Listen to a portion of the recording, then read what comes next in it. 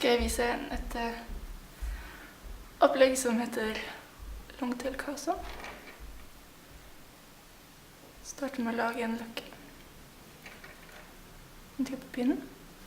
Løkken lager du litt inn på det her som heter halen, altså the tail. Sånn. Legger du ned en del sånn på din hånd.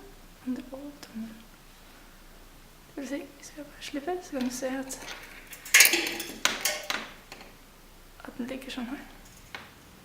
Ok? Starter man med å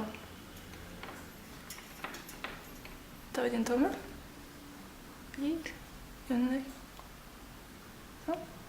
Så gir og under igjen. Det vil si tommelen, lange finger,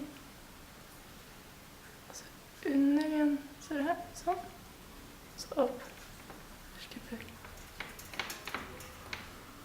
sånn, legger man på, så slår man opp maskene i det som også heter kryssopplegg. Så, tommel,